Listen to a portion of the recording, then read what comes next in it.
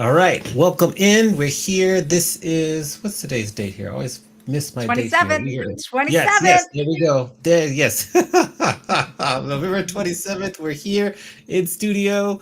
Mandy, how was your Thanksgiving weekend? Long weekend.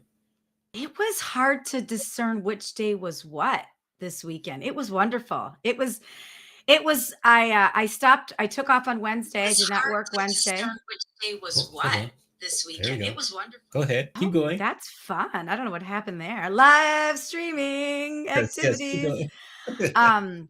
Anyways, it was fun. It was good. I have a tradition that I do every year, the day before Thanksgiving, and it's called the Ceremony of the Thorns. And sometimes I do it by myself, sometimes with groups of people, but I actually did it with a group of people. And when you invite people over to say join my ceremony of the thorns, everybody thinks that, think that's a little creepy, and most people don't come. 10 people came over for the ceremony of the thorns. So And tell people what that is, what the ceremony of the thorn is before you keep going. okay, so ceremony of the thorns is when you look back at your past year, you find something that went bad, right? Because Thanksgiving, the day of Thanksgiving is all about being grateful for things. So the day before Thanksgiving is you pick something that went bad, the thorn, and then you decide what was good about it. And so then in our case, like we had some dried flowers and stuff. So you say what the thorn is, the thing that went bad, you say the good thing that came out of the thorn, and then you throw the thorn. We threw the thorn onto the hill, and then you're just left with the good of what happened. So I was excited to celebrate that with a couple friends at our house, and then the rest of Thanksgiving was just very mellow. Lots of TV watching, lots of leftover eating, lots of walking, digestion walks after a lot of eating. So it was, and we did that on repeat for 4 days after. So it was nice. Can you share maybe what one of your thorns was that you said? Yeah, I'm happy to. I think most people know, I think most of our listeners know, watchers who've been tuning in throughout the year, is my dad's health is not awesome right now. He's had some really bad health things happen ever since early July, and there's been a lot of doctor's appointments, and it's really sad and it's really painful. And I have three siblings, and the thorn is my dad's general health. We're all just worried about him, but the positive is that my siblings and I are totally in sync. Like we do weekly calls. We're all being very honest and really vulnerable. And I just from talking to other friends with aging parents, it's really rare that siblings are on the same page. So that was the really good thing about the thorn. Got it. Yeah. Awesome. Yeah. What Yeah. about you? How was your Thanksgiving, and what traditions did you do? Because you're in a new space now. I don't know if you do Yeah. a new tradition this year. So this year it was pretty chill because I was like just still organizing, getting unpacked or whatever. And so then I went by a friend's house for like early kind of brunch, kind of lunch, dinner, whatever. So I did that for a while. I watched my football team get spanked, which was very Sorry. discouraging or I'm so whatever. sorry. And then I went by, I think you know Rolando. Rolando invited me by his house from Champagne Creative. So we went by there to chat, and that was fun. And so the rest of the weekend was just kind of relaxing, resting, because you know it's been pretty hectic 3 weeks for me. Yeah. And yeah, that was it. Watched a little football yesterday. I've been binge watching this TV show, The Rookie, which is pretty funny and Ooh, cool. what's that And so about? it's just like a cop show that's based in LA or whatever. So it's really interesting to see how that one goes. Yeah, yeah. And then I've been learning how to use like YouTube TV and some other new things. So that's pretty much my weekend. And then we're back at it again today. Back at it, and it's the end of November. We gotta coast into the last month of the year now, and that's towards the Yes, end of the week. yes. Time is flying. So tell Mhm. us about our guest today. We've got an awesome guest today. I'm so excited. So, we have this man has been in the audiovisual and the production business for 20 plus years. And he used to be on the hotel side until he dared to go onto the entrepreneurial side, where he's the general manager of Gravity Productions. And he is a husband and a dad, and he's active in his local temple, and he is a brother and an uncle and a son. And he's got this really awesome balanced life. So I know we're going to talk all about AV and we're going to talk all about business, but I'm super excited also to talk about other life things with Dan Jones. Yes. So Dan Jones is here on our screen now. We give you a round of applause. Yeah. Well, thanks for having me, Mandy and Amani. We're excited to have you. We like, I mean, I'll let maybe Mandy start because I like to get to it with the crazy questions, but you know, we'll let Mandy start, then I'll ask my first crazy question, and then we'll go from there, play a little tennis. Fantastic. I love that. Well, I think Dan, I think it would be a bummer if we didn't tell our story about how we first started doing business together. So I've known Dan for a long time as the husband of a coworker slash friend of mine early on when I worked at the Sheraton San Diego. This was like in the early 2000s. And then when I went over to a private event venue in San Diego in 2005, we were this standalone 3-level private event venue, and we needed an in-house AV partner. And Dan and I went to lunch. We hatched a plan. He had everything that we needed. And I needed a partner that knew stuff about AV. I didn't know anything about AV, but I knew we were going to do big product launches, high dollar events, and I needed somebody I can trust.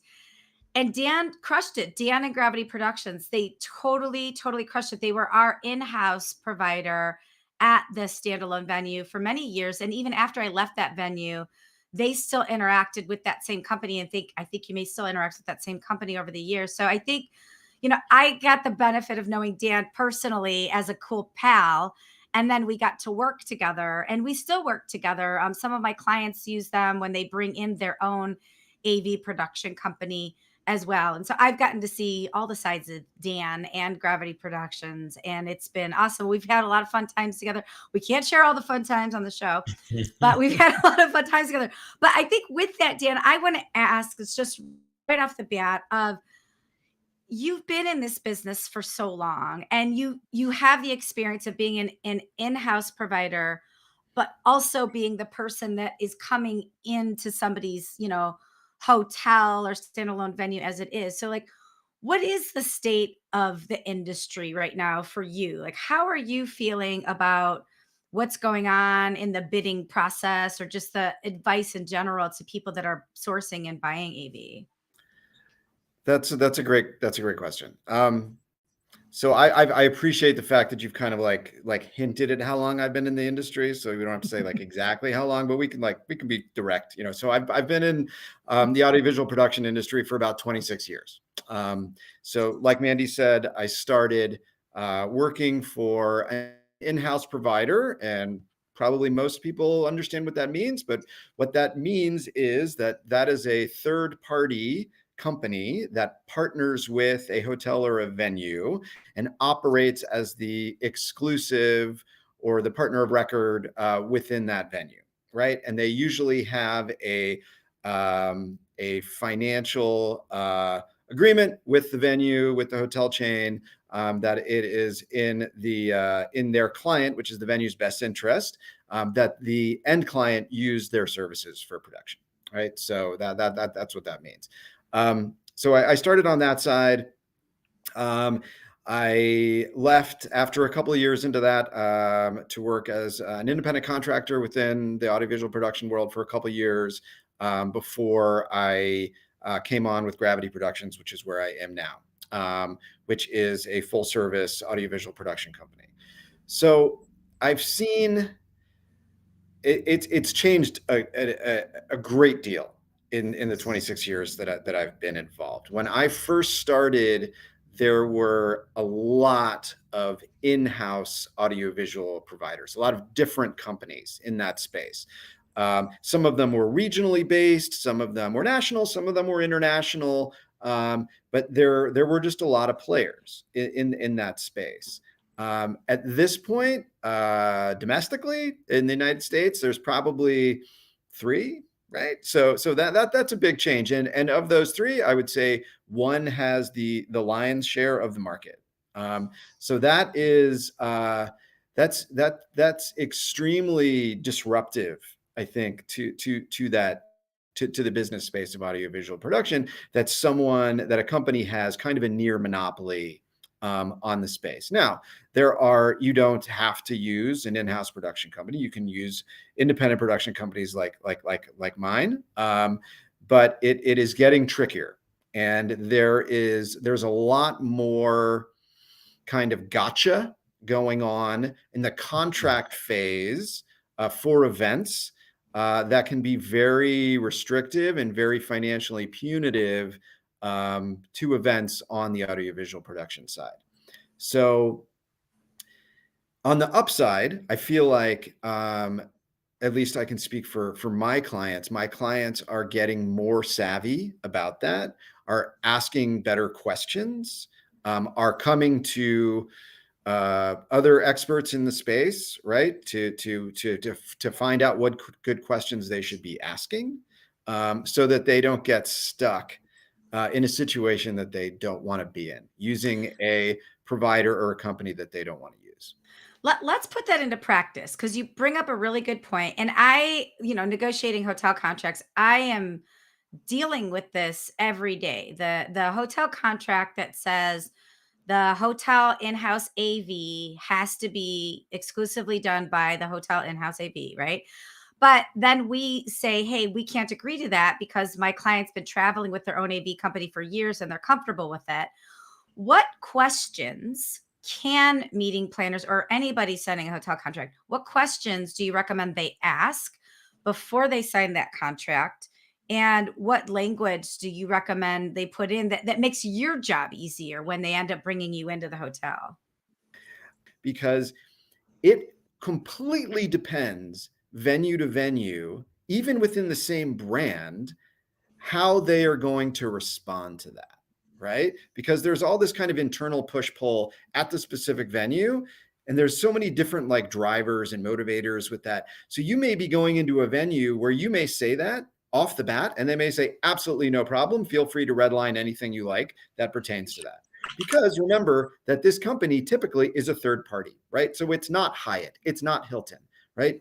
It's not Marriott, right? It is another company that's in there doing business, right? Just in the same way they bring someone in to run a gift shop or a flower shop inside, right? And they, depending on the hotel and the temperature and the temperament of the hotel, they may not want anything to be seen as a hindrance to this contract being signed, right?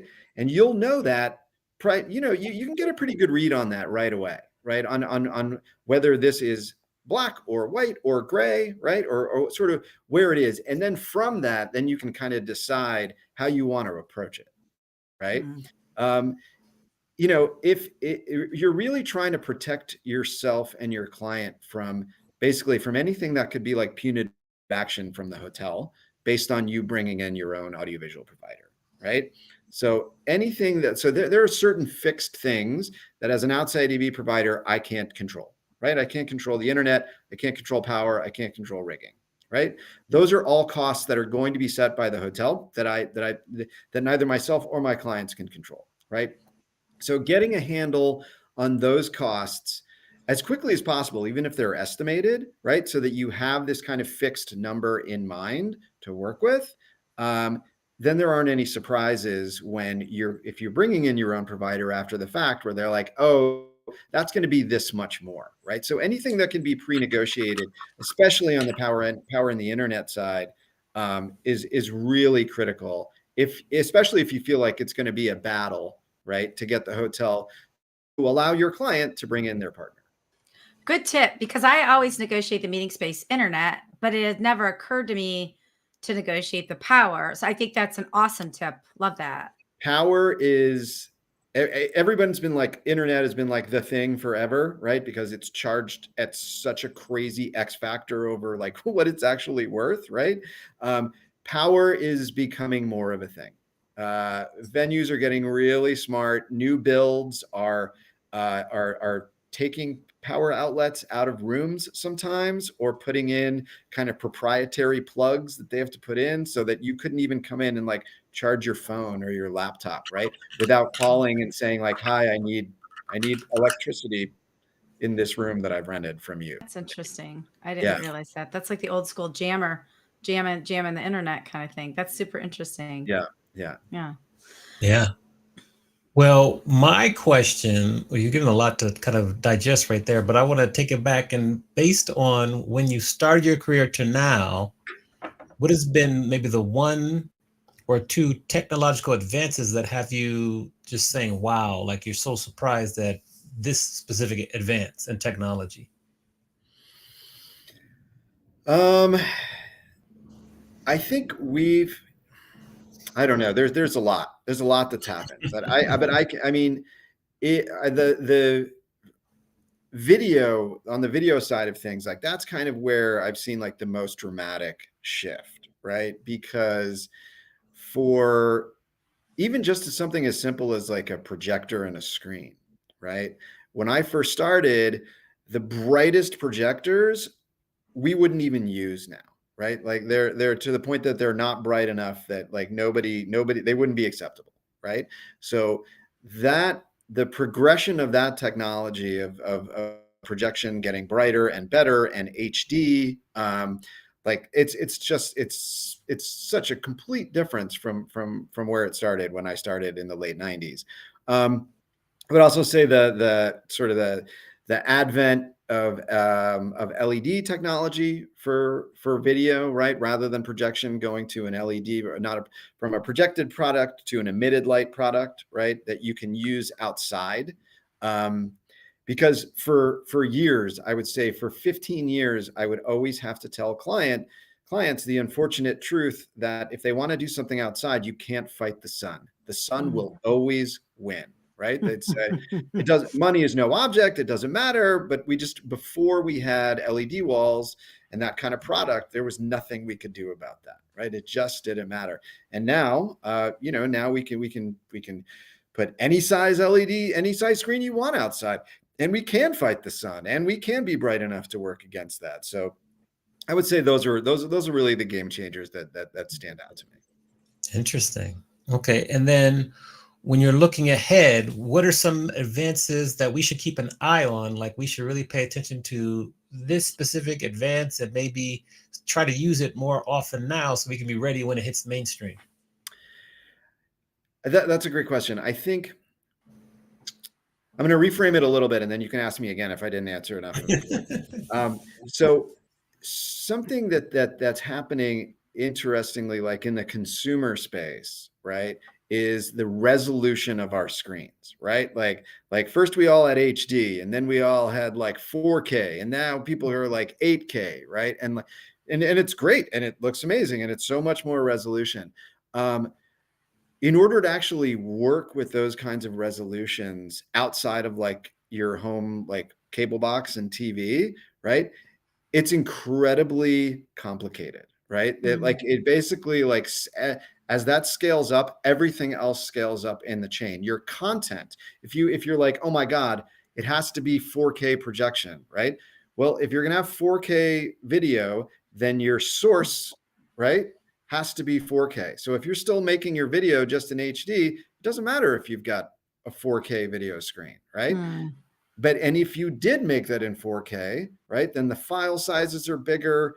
The way you transmit that information from the computer, whatever it's running off of, to the video wall or the projector or whatever needs to be so much more robust, right? So it's kind of like, it was easy to kind of scale up the pixel count, like on the monitor you have at your, that you watch TV on or that you have at your desk. But keep in mind that like that it has to be like all the way through the technology chain, right?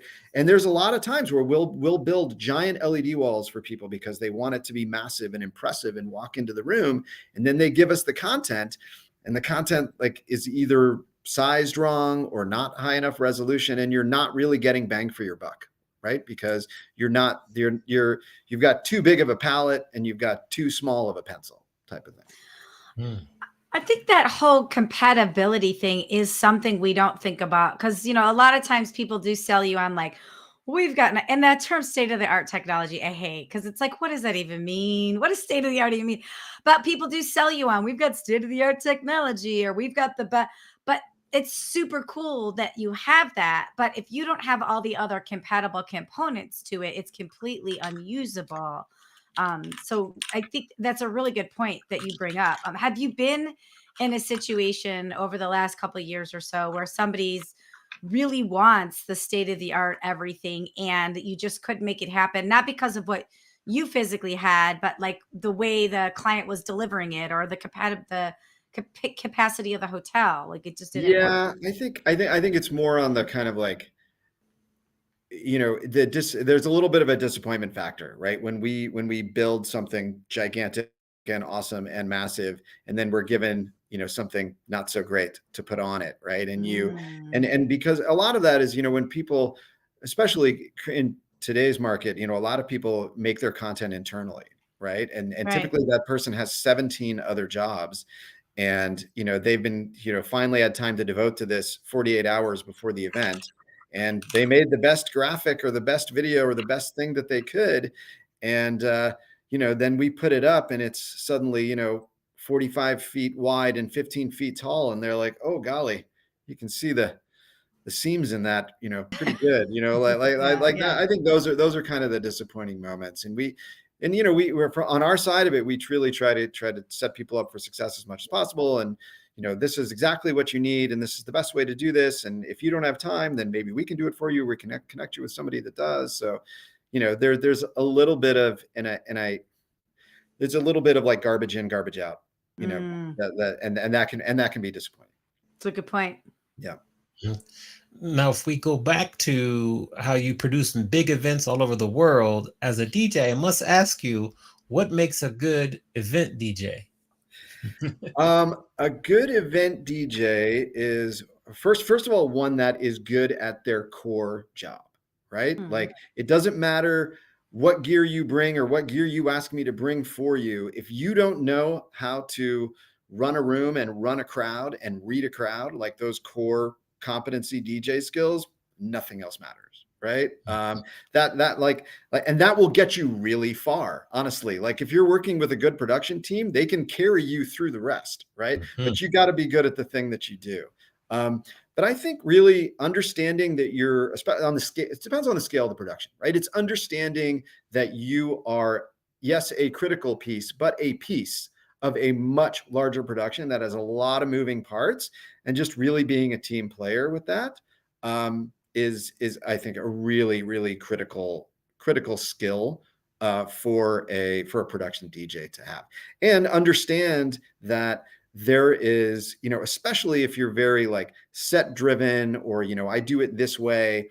Live events aren't like that. They pivot on a dime, they change, sometimes you got to fill space. Sometimes your set is cut. Sometimes, you know what I mean? Like it's just knowing that you are part of a larger mechanism that's going on. Now, the little or big brother question that would be, with your experience working with professional speakers, what are some of the characteristics that make up like the best professional speakers you work with? Because we as professional speakers, both Mandy and myself, if we don't have good AV or good AV partners, we are like sunk. So what, in your opinion, what makes a great professional speaker? I think on the technical side, just being as clear as possible on just exactly what you need, right? And if you're putting that document together, maybe show it to somebody like myself, right? And say like, does this make sense, right? Have them kind of pressure test it for you, like is this the right verbiage? Are they going to get it? Like, is this going to get me what I want? Being available to ask questions or to answer questions about your rider or your tech specs is incredibly, I can't tell you how many times I've gotten like pretty good tech specs and then just crickets. We're like, okay, like we got to sub this piece of gear out, or we have this, or we have that. Will that work for you? And like nothing at all until they showed up on site. Right. So like, you got to keep the communication going. And again, I think knowing your client, right, is always incredibly important. Like, know who you're talking to, like, no, like, be there a little before, be able to know the temperature of the room before you go on stage, right? I think it's just making people feel like this isn't as cookie cutter as they might assume that it is, right? That it's not just insert client name here, right? Got it. Interesting. Go ahead, man. Well, while we're in the vein of shameless plugs, I have one last question. One last question. So, like Amani and I know Dan, you and I have talked about this. Amani and I have our live show that we take to conferences called Adventures in Your Meeting Live. And it is basically taking us off the screen here and putting us either in a trade show booth or a ballroom foyer or at an event. And we've done it, and it's so powerful at an event. But we haven't had as many people interested in it as we think people should be. And so I guess my question to you as a production expert is, are you seeing people, and this is kind of a two-parter. This is are you seeing people want to do more integration with live podcast experiences? Or what are you seeing people do to integrate social media? Because on our end, we did it and it was awesome. And the planners were excited, and it helps promote registration and all of that. And it's way better than a stale cheeseburger and a trade show booth. It's a way better way to put your dollars somewhere. So I guess my question is like, are we too ahead of the curve? Will people catch up?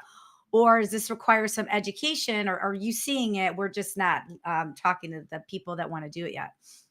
I think it's a little bit of both. I think it's always, when you're bringing in something new, there's always an educational piece for it.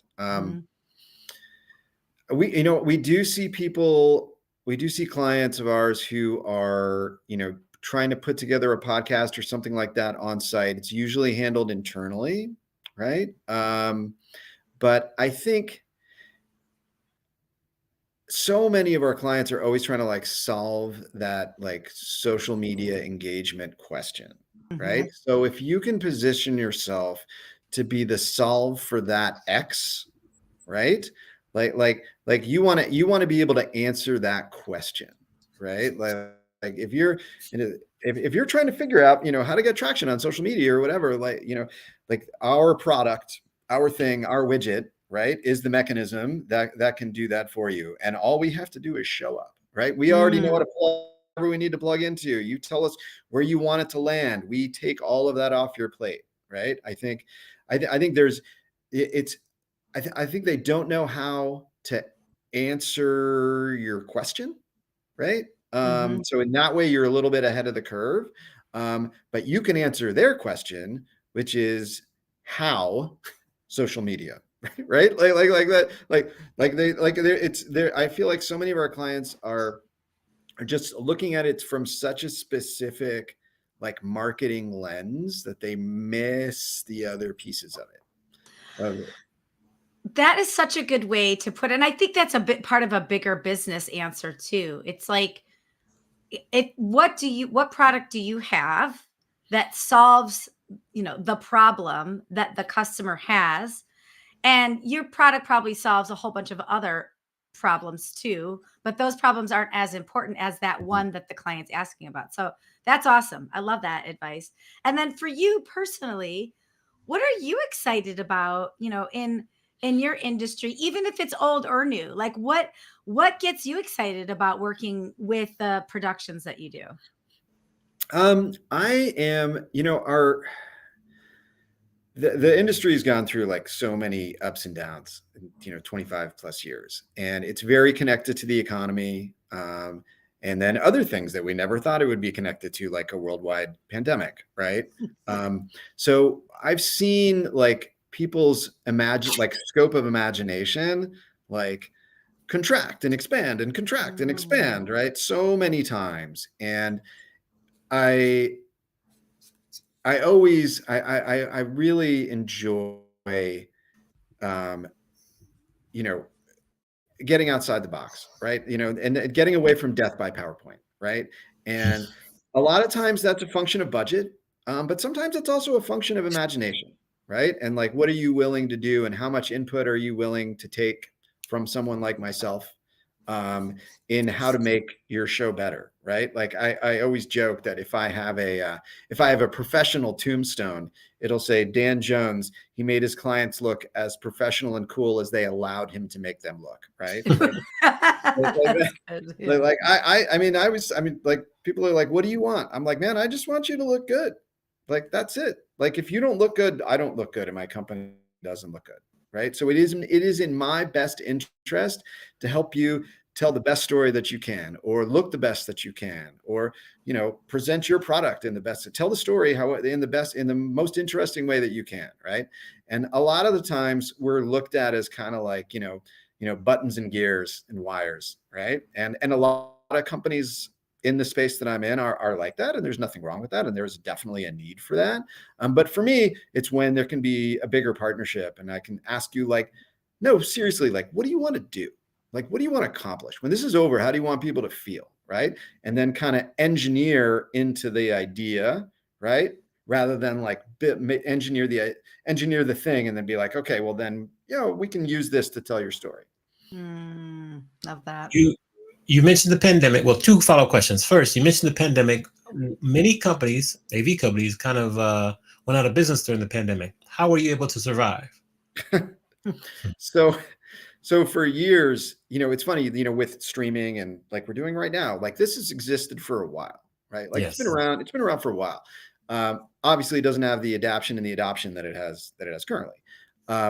So for years, when anyone was like, oh, I want to stream this or whatever, I'd be like, awesome, call Steve, right? Like I didn't want anything to do with it, right? It's too dependent on the internet and things I couldn't control. And I was like, nah, that's cool. That's not what we do. So, come late February 2020, I sat my team down and I was like, we need to learn everything about streaming that we can right now. So it was, we had to have a pretty big pivot in the way that we thought about it. And that's how we survived, right? Is we learned on the job as fast as we possibly could, how to stream. And all the different platforms that people wanted to use, and things were appearing, it seemed like every day. We'd have to learn how it worked and how it broke and how to fix it if we broke it, and how do we get more internet. And we ended up building since we didn't have gear going in and out of our warehouse, we built a soundstage in our warehouse. And so we were able to bring people in as things opened up a little bit and actually have them broadcast live. And, we did some sales kickoffs, from our studio and things like that. And we just kind of did that until we didn't have to anymore. And then the need for it it's very interesting. It's been interesting to see the need go down in some ways and just evolve in others in the live event space. So, it's great. It's now it's now something else we have in our toolbox that we're good at. Right. We have more experience than we ever imagined that we would have on it. But that's how we survived, is we moved into that piece of it. And we were able to use kind of the technological know-how that we had, and luckily a lot of the equipment that we had, we were able to leverage into that. So that was how we survived. Excellent. And then you mentioned death by PowerPoint. What are some of your favorite ways you've seen presenters, speakers, etc., not fall into that death by PowerPoint trap? Gosh, good question.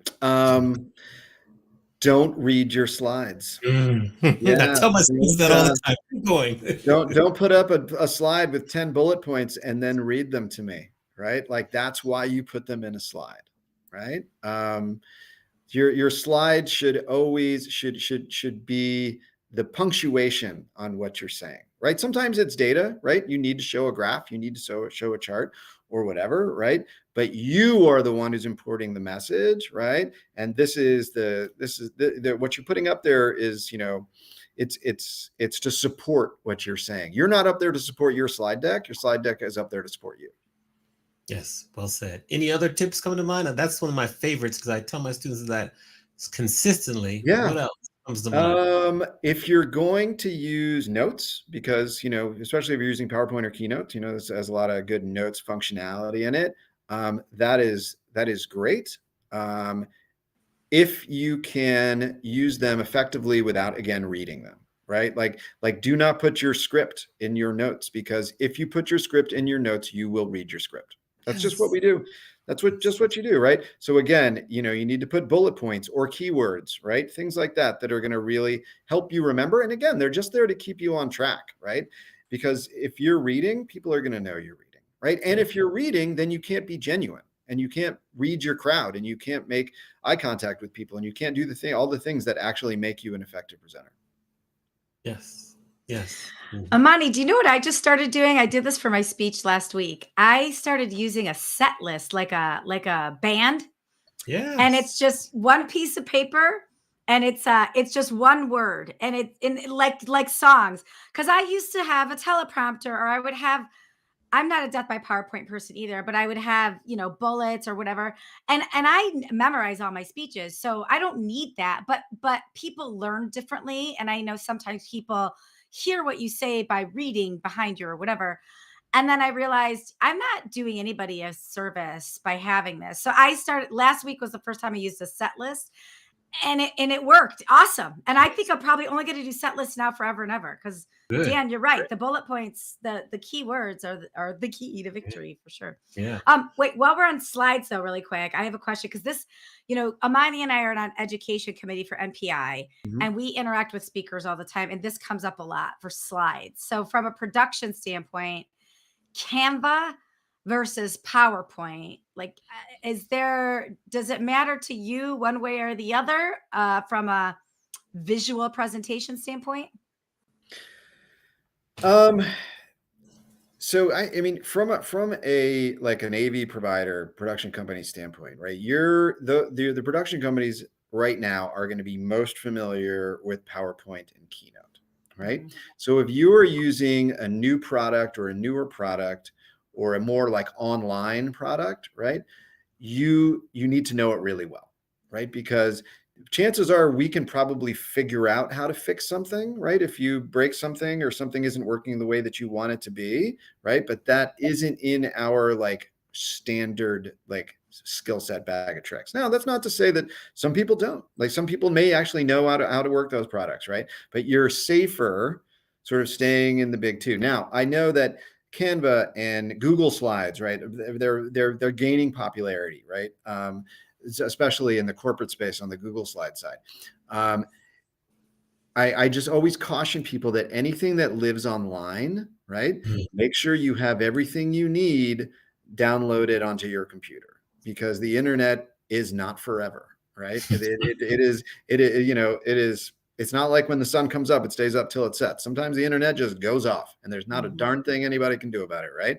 And if you are pulling stuff from the cloud, right, or you're dependent upon somebody else, you know, doing something live for you from the cloud, like that is, you're putting the life of your presentation in somebody in someone else's hands, basically, right? So it's really it can be tricky. Are they powerful tools? Absolutely, but just kind of understand the limiting factor or the chances that you're taking. We've had clients that work in Google Slides, and best of intentions, but I've had clients that work in Google Slides where a CEO of a company was up on stage rehearsing while someone was editing his slide deck, offline. They thought offline, and they were making changes. And because everything was living online, he would go to the next slide and it would be different than what he expected, or a bullet point would disappear in front of him, right? It was just kind of crazy. And, you know, are these things that we coached and said, you know, doing our due diligence, like, please know, if you live in this world, these are the chances that you take. But it's, you can only, you can offer somebody the life preserver, but you can't force them to take it all the time. Oh, Those well good said. tips. Good So tips. well said. Now we're to the point in the show where we flip the script and allow you to ask both myself and Mandy a question. So we're going to figure out, who do you want to ask the question to first, and what is that question? Okay. I'll ask Mandy a question first. All right. Different question for different person. It's up to you. All right, for Mandy, sort of knowing you pretty well and how your brain works. What is, and this can be either professionally, personally, however you want to answer it. What's something in your life that scares you that you think you can successfully overcome? Ooh, jeez. Yes. Awesome question. It's funny. The first thing that came to mind is I am afraid of the dark. And a lot of people do not know that about me. And so whenever I go to bed, I always go to bed before my husband. I always have a night light on, and then he comes in and turns it off. So that's something I can overcome. But I'm sure you're talking about something more meaningful. And Yeah, and whatever. I think for me, I am petrified of doctor appointments. I mean, I have a whole bunch of doctor's appointments I have to go to next year just for annual stuff. And I hate them all, and I put them off, and I procrastinate. And I took a somatic breathing class with Seppi, who's a part of our MPI organization. And she was like, think about something that you're afraid of and breathe through it. And I had a doctor's appointment the next day. So it was like a perfect thing. So I think that's how I can overcome it, is like, if I just think about this doctor's appointment and then breathe through it. And it actually helped me be more courageous when I actually got to the appointment, because then I was just breathing through it. So I think it's just, meditating a little bit more and just visualizing me going to the doctor and it's not, I'm not worried about being sick. I'm in great health. It's just like the instruments. Like I don't like things in my nose and my ears and my mouth and my throat. I don't like all that. And obviously, my voice, I have polyps in my vocal cords. Like that's the one I'm thinking about, is my ENT visit again. And I hate it. They put these things down your throat and you're kind of choking, but it's quick. But yeah. So So I think I got to breathe through my doctor's appointments and visualize it. It's a good question. Thanks. Great. Amani, you seemed like turned on by the question too, so. Oh, okay. Okay. So to answer that question, what scares me probably the most would be growing old alone. Aw. And I think to get through that, you have to worry about, or not worry, actually not worry. You have to focus on not worrying and embracing people that are around you. And also, it's like a mindset shift where, you just have to be present and enjoy each day as it comes. And that's probably very difficult because you're worried about the future. So that's what I would say scares me the most, and how I'm currently trying to work my way through it. And I'm doing much better than I was before. This came up when we talked to Erin Deal on our show. And so she gave some good tips, and just following that and just trying to be more present, meditate, working on that practice. Those would be the top two things. I like it. So when I put those together, be present and breathe through it, which I think you can apply those to a lot of different things. That's a Yes. gift. That's a gift. We should put in front of our computers or something. Yes. Well, I think I want to stay on this personal question thing while we're here, Dion. So, you're a dad and you're really involved in your temple, this awesome wife and a great group of friends. So how do you balance it all? And I know balance is a little BS for all of us in the industry, because we're always working and there's never going to be perfect balance, right? But you're in a successful long-term marriage. You've got an awesome kid and you've got these great organizations you're a part of. So you're doing something right. So how do you manage to make space for all of this stuff? It's a great question. And I think, like you said, everybody that works kind of in this space, like that's like the $1 million question, right? And I this is going to sound negative, but then I'm going to try to pull out of the dive.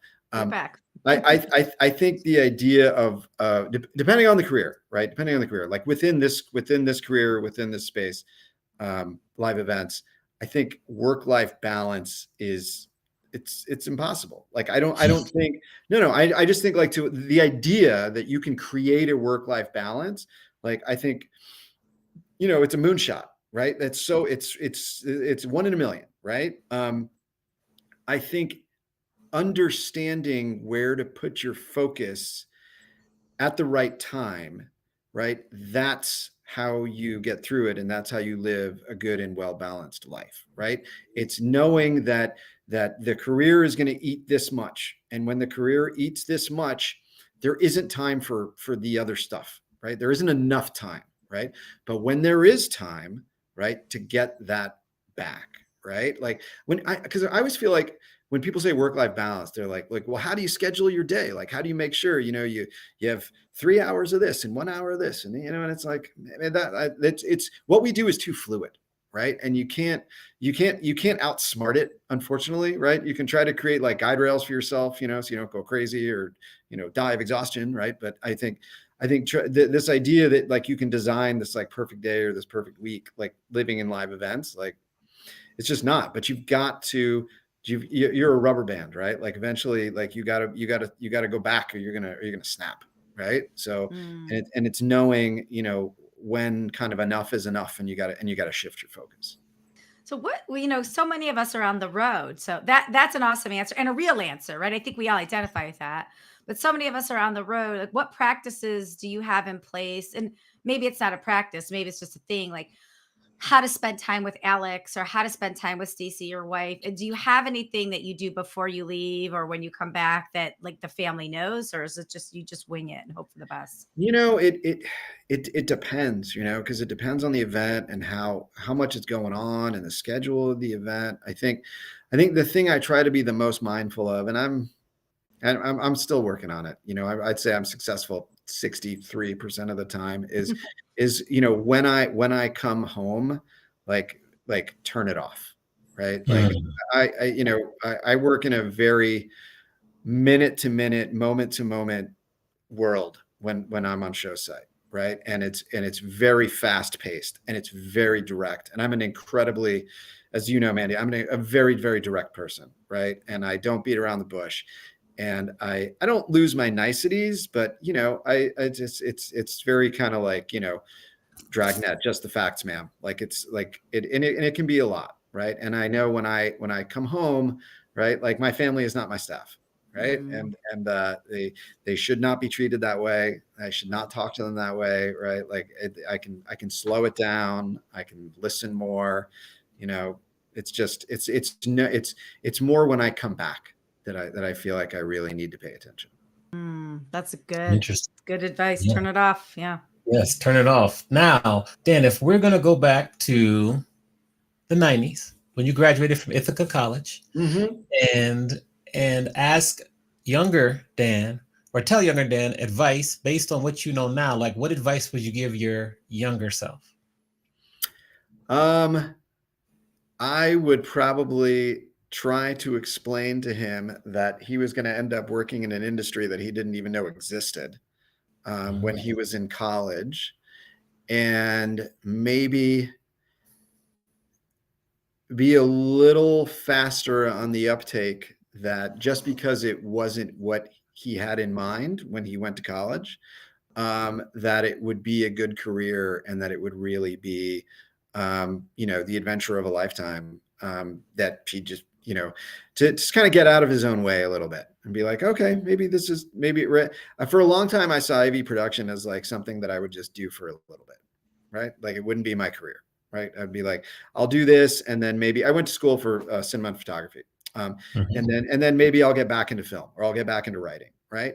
And at this point in my life, that's not an impossibility, right? I still love to write, right? I still love filmmaking, right? I still get to do some filmmaking in some aspects of my job. But for a long time, I kind of let it like hang over me. Like I'm not doing the thing that I was supposed to do. Right. When the thing that I was doing was great. I was having a great time. I was making good money. I was getting to work with people that I love and respect, right? That's incredibly important to me, that I get to surround myself, both with my clients and with my partners and with my employees, with people I really like and I really like spending time with. And the older I get and the more I talk to people about their careers, I'm always like shocked. They're like, "Oh, you really like the people you work with and work for?" And I'm like, "Yeah, you don't? That sounds terrible." Right. So Sucks to be yeah. you. Yeah. Yeah. So Amani, I think that's it. Just kind of, be open to different ideas of where your career is going to go. Excellent. I will give it off to Manny to close us out, but I love your answer. Just get out your own way, which is so hard for many people to do. So yeah, over to you, Mandy. Well, I just want to ask, because I know you like to write and all this stuff, but what about reading? What are books that you Yes. that you love to read, or that you are reading, or that shape something that you reference, like maybe a book that you reference that you've read over and over again? I love to read. I love to read. I go through phases where I'll like read book after book after book after book, and then I'll kind of fall off the wagon for a little bit and come back. But I love to read. I don't know. I guess randomly, like my favorite book is a book called Cosmic Banditos that very few people have heard of. It's fantastic. It's kind of it combines quantum physics and like the drug trade in like the 80s Okay. in like a Ooh. very hilarious kind of metaphysical way. It's really funny. It's a good read, and and you'll never laugh harder and learn more about quantum physics at the same time than reading. I recommend it to people all the time. Said no one in a sentence ever. at the Right, same right, time. Yeah. exactly. That's great. And then I think just because it kind of like the way he writes is a lot of the way I think. I'm a big Ernest Hemingway fan. And I think The Sun Also Rises is a book I've read many, many times. And I think, there's a lot of meaning, I think, even in the title of that book, right? I think, and it always sort of gives me pause, and it kind of recenters me, and I'm like, a lot of bad things happen around you and in life, and sometimes it just seems like it's all going the wrong way, and that's the sun setting, but man, every day the sun also rises. So, like there's always something, right? Oh, I love Love it. that. I love it. Yeah. Okay, and then one final question. I just thought of this. Sure. What is the book that you want to share with Alex, your son? Like, what's a book that you're like, I can't wait till he can read this? And I mean, his son is of the reading age, but as you know, like you may not want him totally. to read all the books. Like, what's a Yeah, book that you can't wait for him to read so you guys can bond about it? for sure. Well, I guess I'd love him to read Cosmic Banditos, Mhm. but it has a little bit too much, perhaps, glorification of like drug use and drinking. So, Right. wait till he's at least of at least 21 maybe Yeah. before he reads that.